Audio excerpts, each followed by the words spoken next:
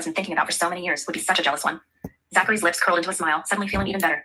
He glanced at Nancy, who was sulking in the bedroom, and remarked pointedly, "It was 5 years ago." Good After hanging up, he evening. stood on the balcony for a It while is before returning to the bedroom. 6:18 Afterwards, the two went about their own p.m. business. on At Tuesday, dinner, Nancy looked at the reheated meal deliberately January served by the housekeeper, stabbing at it as if to vent her January frustration. 4th. She huffed and remarked pointedly, So, whew,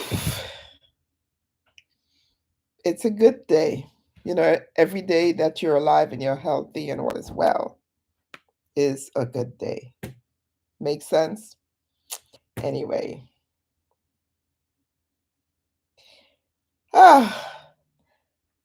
Today, you know, when I woke up, I read the Bible before I go to sleep and when I wake up, right? So, and I read from, I jump around in the Bible. I may read in like New Testament at one moment and the Old Testament at the other time or whatever. So I was still pondering Nebuchadnezzar. After all the miracles he's seen with the capital G God, he's still worshiping other gods. He still has his astrologers and all these different things. He still practice the occult. And I thought that was interesting. After he experienced Shadrach, Meshach, and Abednego not being burned when they were tossed into the fiery furnace, they weren't even like singed. They didn't even come out smelling of smoke and all these different things. He still, even though he respected the capital G God, he still kept on with what he was doing. And I thought that was amazing because clearly the capital G God is the highest power there, the highest power there that we could talk about. So I'm like, so I'm just going to say that is just sheer stubbornness. You know what I mean? Let me see here. Let me go back to 2 chapters here.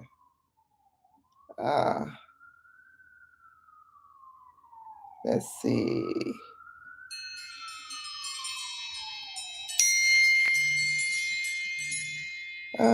Magicians. All right. No, on to the interpretation of the dream. All right. So he had the dream, the golden image. Let me go back one more. Yeah. Yeah. So even though he experienced Daniel's God giving the interpretation of a dream that disturbed him, and his people couldn't even interpret the dream.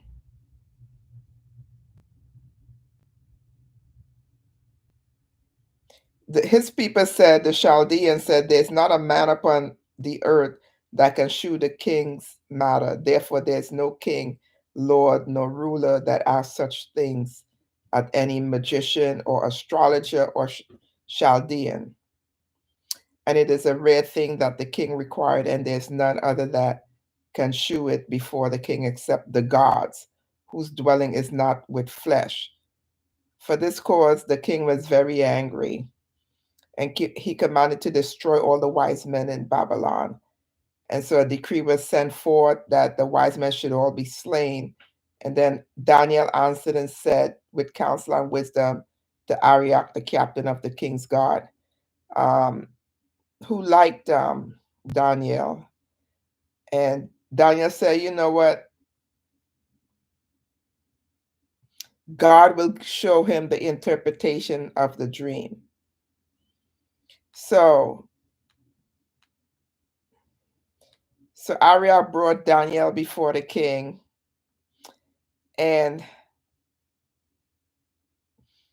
Daniel says, but there is a God in heaven that revealeth secrets and maketh known to the king Nebuchadnezzar what shall be in the latter days, and thy dream and the visions of thy head upon thy bed are these. So through God, Daniel was able to interpret the dream. And then all the other things that happened with the capital G God.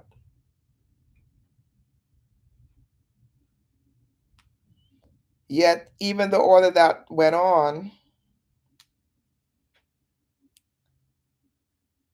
Nebuchadnezzar still hung on to his worshiping of other gods.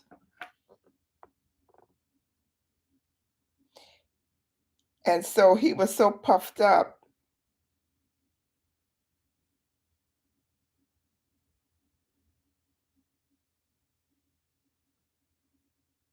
with all the wonderful thing he had, all his accomplishments, that he said something. And then then he got thrown into he became like a vagabond, someone roaming. You know how you see people on the streets talking to themselves and like they're out of their mind and whatnot.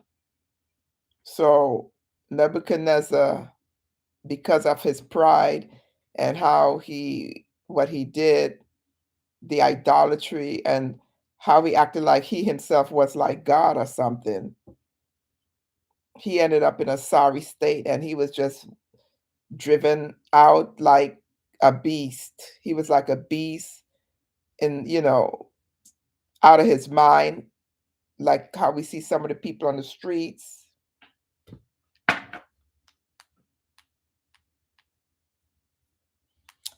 And then eventually he came to himself. Anyway, there's a lot to take away from this, but I remember God telling him his enemies wanted him, were plotting against him. So I'm taking from that his enemies were doing witchcraft against him because they wanted him to lose his mind on these different things. So that means that his enemies were into witchcraft and they sent a curse his way. And when he did a certain act and said a certain thing, the curse was able to fall on Nebuchadnezzar. So then whatever evil took him over, had him going around like a vagabond. And I would like to, this is what I think happened. He became possessed by an evil spirit. And the evil spirit, when he said what he said, I can't really find it right now, and I don't want to like spend too much time looking for it. When he said what he said and whatnot, the curse was able to fall on him, the witchcraft curse that the people who were after him wanted to come upon him. And so he became a vagabond. So I believe, this is what I believe based on what I read, that an evil spirit took him over. And then he was just like an animal because he was too prideful, thinking like it's in his own power that he made all these accomplishments. And that's not the case. So I'm going to reread it again because there's a lot to take away from this scripture. But based on what I understand, people were plotting against him. And if I understand correctly, they were at an evil altar, doing curses to attack Nebuchadnezzar's life and prosperity and whatever Nebuchadnezzar had going on. And the curse landed on him when he when he acted like he was his own God.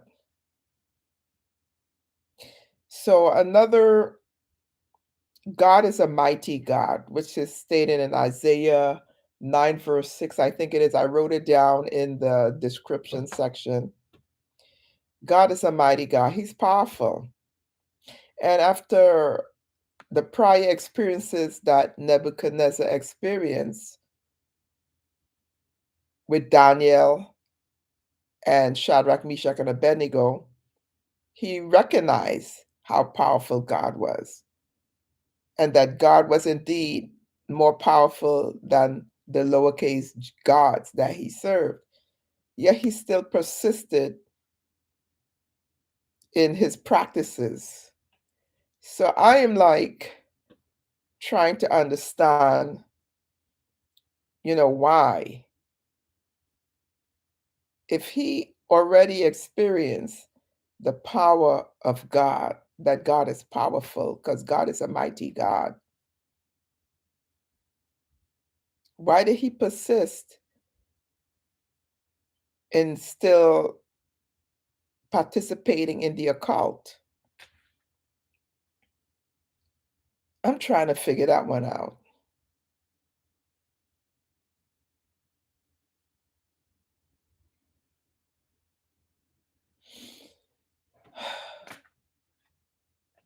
So I'm thinking it's because he grew up in that lifestyle. That's all he knew, basically, even though he came into contact with David and his BFFs later on.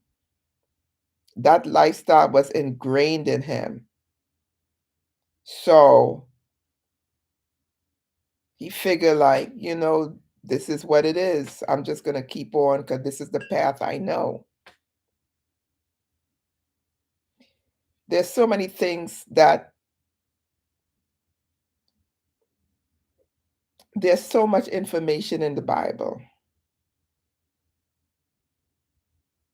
It's like nowadays, I'm sure there are people who've seen the power of God and still ignore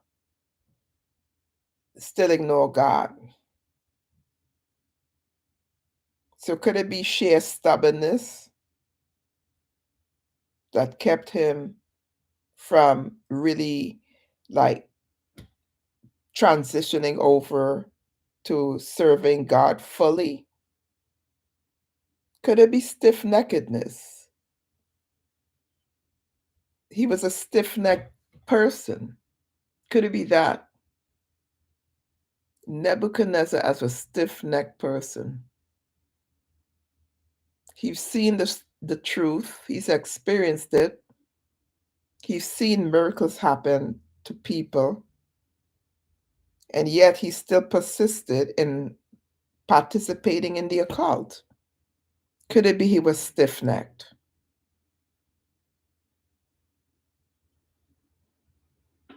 And for whatever reason, God still gave him information to let him know things to come, things that would transpire down the ages to come. I thought that was amazing.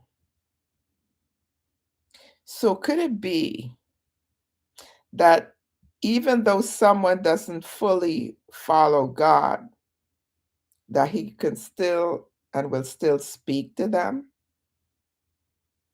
Could it be like he did with Nebuchadnezzar?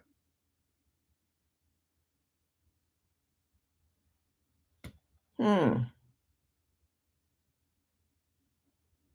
It rains on the just and the unjust. Does God speak to the unjust and give them information? I'm asking these questions. I believe he does. Yes, he does. So even though Nebuchadnezzar was what I would say a spiritual person. You know how they say a person is spiritual? Nebuchadnezzar was a spiritual person. He knew God, he knew about God, but he chose to go his own way. And that reminds me of Balaam. Balaam was a prophet. At some point, he used to follow God wholeheartedly, and yet he still decided he wanted to get involved in the occult. I'm I'm a little baffled. Why? Because why would someone who know the power of God, how awesome and powerful he is, still choose to go to the dark side like Balaam? Why? Huh. Well, the fact that I don't even know the answer, I don't even want to go down that road because some of the things, and I guess I'm probably most likely guilty of some stuff myself, to be quite honest with you. Although I cannot really see and understand why someone would willingly go down up a negative path when they know how powerful God is. So, in a way, Nebuchadnezzar, in some sort of way, remind me of Balaam. But Nebuchadnezzar grew up in the occult system, and Balaam was the opposite.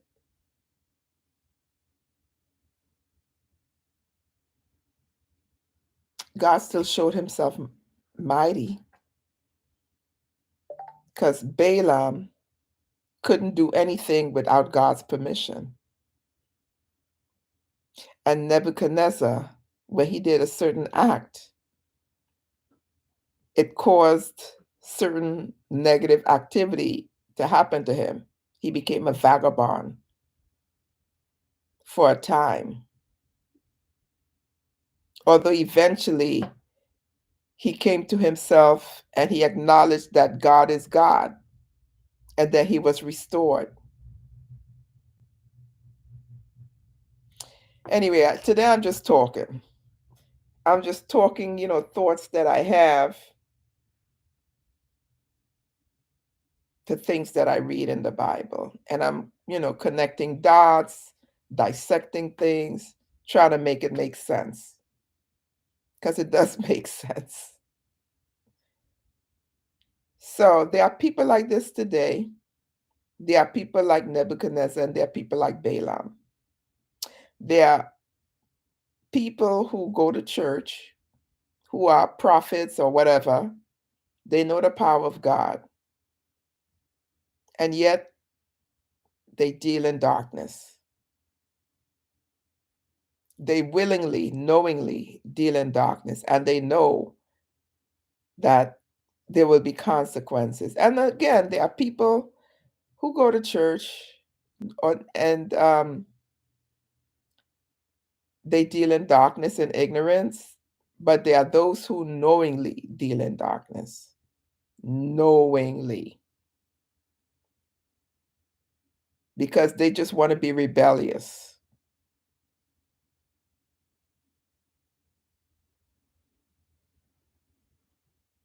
For me, Nebuchadnezzar, even though he knew that God is a mighty, powerful God, is a powerful God, he was being stubborn.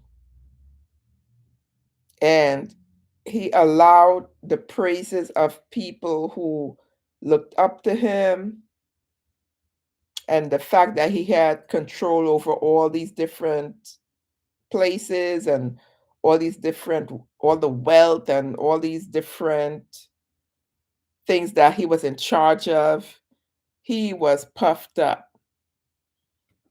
And to me, that reminds me of Satan.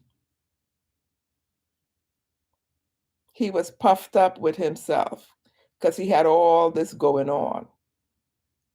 And he did not want to acknowledge the mighty God. To me, that's what it's all about. But at some point, Nebuchadnezzar had to bow to God, and then he got restored.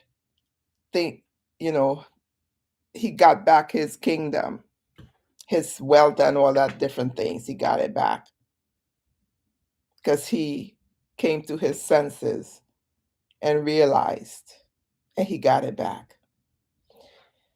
Anyway,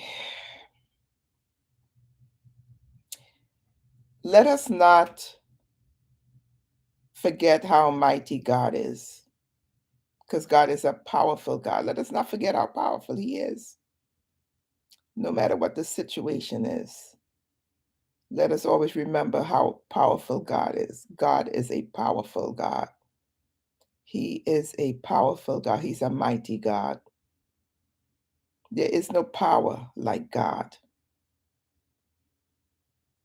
And again, I thank God for waking me up in my right mind. I thank God for his mercies. I thank God for his blessings, his benefits, his support. I thank God for my going out, my coming in, my standing up, my sitting down, my laying down. I thank God for paying my bills. I thank God for everything I own, for clothes, food, shoes, shelter. I thank God for paying my bills. I thank God for the power he has given me to speak, to talk, to speak. And talk is, the same thing. I thank God for giving me the power to do that. I thank God for giving me a functioning brain.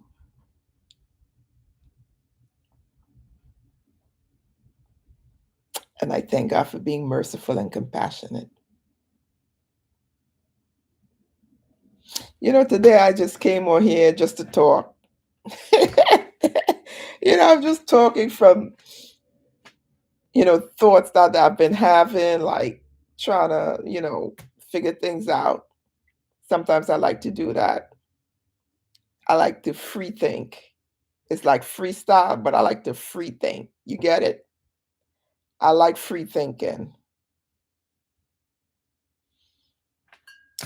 And at some point, I'm going to share more of my poetry with you and the other things that I write. I like to free think. Anyway, I am going to go. And I forgot, I think, for the past few days to say share. What's the other thing? Like, share, and subscribe. Like, share, and subscribe. And I pray that the rest of your day is blessed and the rest of your week is blessed and wonderful. Blessings. And I will see you when I see you. Bye.